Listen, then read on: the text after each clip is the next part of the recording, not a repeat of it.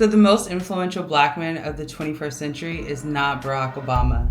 It is Tupac Amaru Shakur. Though he died in 1996, which technically means he didn't even make it to the 21st century, we see his impact and his legacy all throughout it, from his music to how he explained black trauma, pain through other parts of the arts and acting. But the one thing that we really don't give him enough credit for is the impact that he had on race and politics, especially in the United States, but honestly all over the world. And if we were to listen to him, even now, we would be much better off than where we are currently. So we'll just take it back and what he's most known for as a rapper. And what makes Tupac stand out as a rapper is that he could make the most complex issues, whether it's race, politics, trauma, from Brenda's Got a Baby to Keep Your Head Up, inspirational songs, his mother being on drugs, Dear Mama, all those things. He could make very complex issues and simplify it. He could dumb things down. And so a lot of people try to knock him for that and be like, oh, it's too simple. But actually, it's extremely hard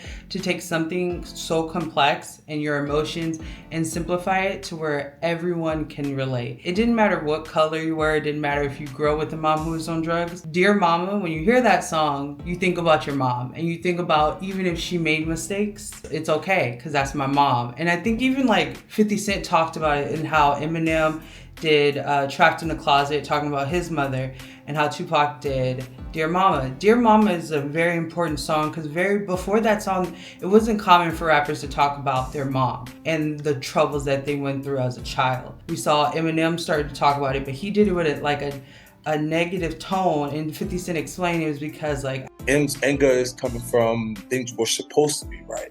And Tupac's statement is almost like terms of endearment in it, accepting the idea of things not going right from African American perspective. As a white man, his mind is that it should have been better. We should have had more.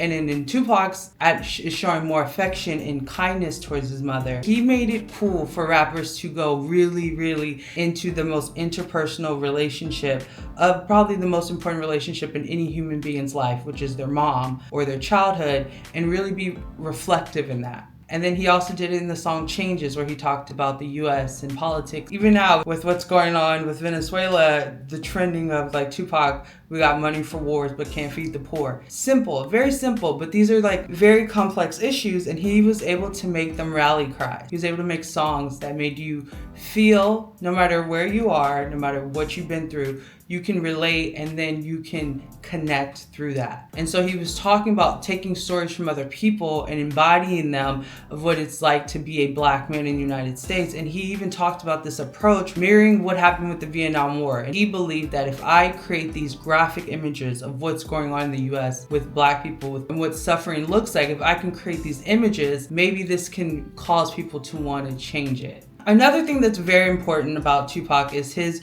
relationship with death and his relationship with trauma. There's a documentary that's out, and it's called Dear Mama, and it's a brilliant documentary, and it talks about him and his mother. And I've seen every Tupac movie, every Tupac documentary, and what makes it special is that it really breaks down the trauma he experienced as a child that then we saw play out when he was an adult. Because we have to remember, he died at 25. His frontal lobe was still developing, and he made tons of mistakes. And that's what made him so endearing, was that he made mistakes and then he would own up to them, and then he would try to get better, or he would keep making them and still saying why he's making them, which I think is important to differentiate, because I grew up homeless and I grew up in foster care and with a mom that was on drugs, but I'm a girl, so it's okay for me to express my trauma and my sadness, but for boys, it's not as easy. So what he was doing and how he yearned for brotherhood was so pivotal, and why whenever he was betrayed, whether he was deemed it by other artists or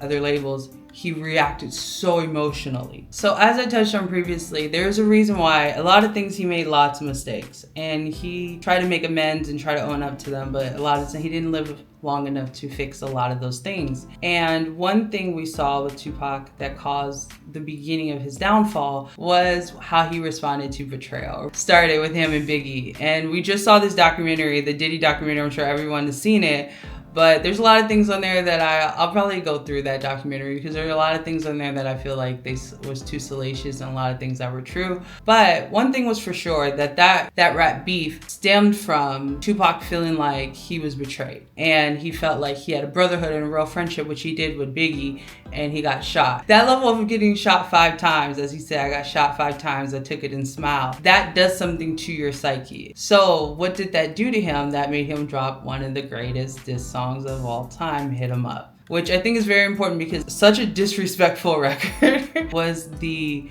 beginning of what we see would happen. Tupac became the staple of what it means to be so disrespectful on a hip hop diss record. Even though I think No Vaseline by Ice Cube is probably the best, what Tupac did with Hit 'Em Up just changed the landscape of hip hop forever. You can't just do a diss record and be, oh, I have the hardest bars. No, you're gonna have to be disrespectful. You have to go for the jugular. And this is what makes him so interesting, that I think people didn't understand. He was a contradiction. He was not monolithic. People were like, oh my God, what is Thug Life? Oh, he's trying to be a gangster, he's trying to be this. But then he also did Ballet. And Shock G, when he was describing the difference between Biggie and Tupac, was kind of like, Tupac raps like a civil rights leader. A lot of his rhymes and how he raps is like a poet. And then he talked about how Biggie raps more like a jazz, like a fusion where it just flows left to right. And they're both brilliant. But then he also talked about one thing that makes him different than I think most people. There's very few people that once they get that level of fame and that their ego gets so inflated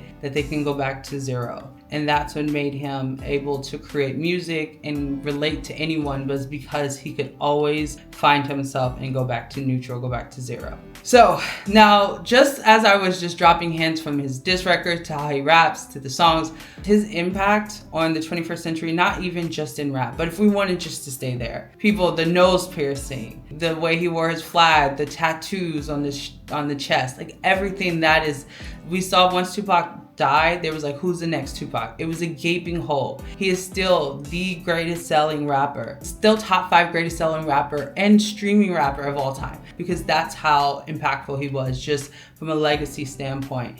When you have people that still don't believe you're dead and you become like Elvis, we have never really seen that. Even Michael Jackson is probably the next, but even with Michael Jackson, people believe he's dead. With Tupac, for like 10 to 15 years after he died, there were on YouTube people still create, I saw Tupac, he's in Cuba, he's in somewhere else, because that is how much he was so embedded in our culture, and the music that he created, the legacy that he created, made you think this person can't be dead.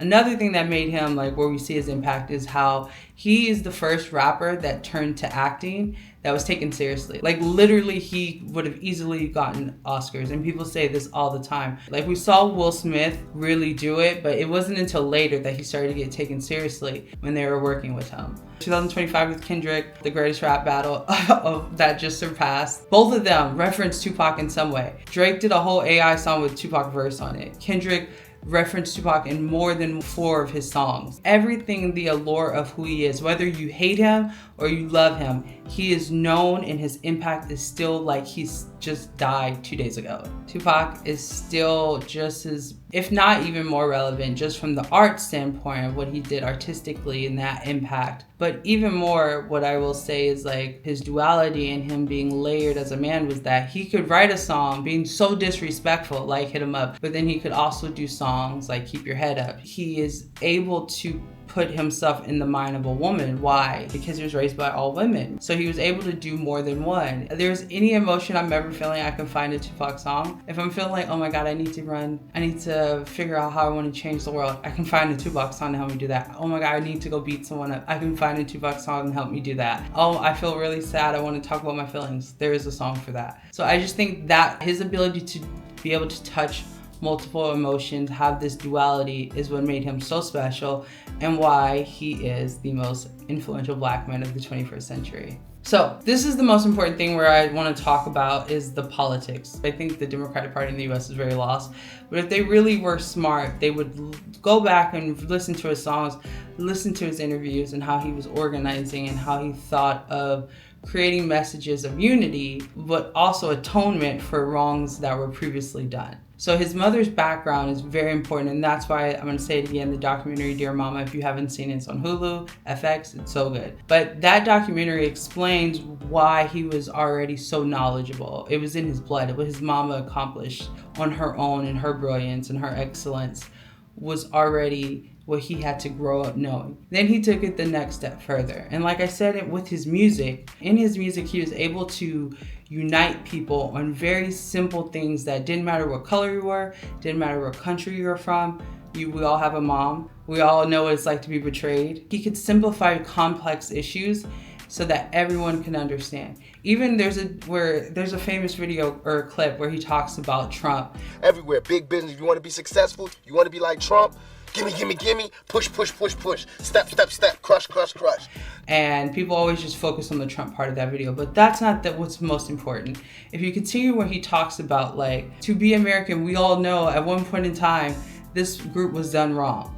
Whether it's the Native Americans, Black people, certain groups were done wrong. And there's ways that we can figure out how to atone it. Doesn't mean we have to vilify each other, just we're humans, we did some weird stuff. Let's atone it and move forward. That is what was so cool and unique about his gift, was that he could unite a multicultural country like the United States on things that we all should agree upon, but there are organizations and certain movements like the Black Lives Matter, which I can get into why that's so problematic. His ability to do that in his music and his interviews, he saw how flawed things were. Just clearly flawed the system was for everyone, not just one group.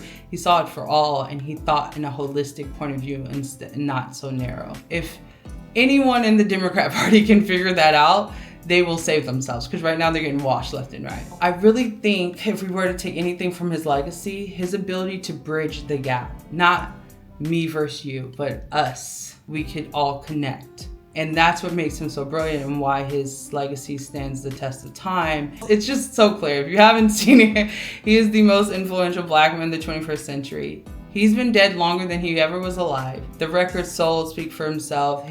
How present he is speaks for himself. And his ability of caring more than just about selling records and caring about humanity and how we move forward and how we bridge gaps and how we make changes. Those are things that were very top of mind, that if we were to listen and implement, we would be much better off today. If you don't think Tupac shaped the 21st century and is the most important Black man, please tell me, who do you think is the most important Black man of the 21st century or of this century? Thank you. Please like and subscribe.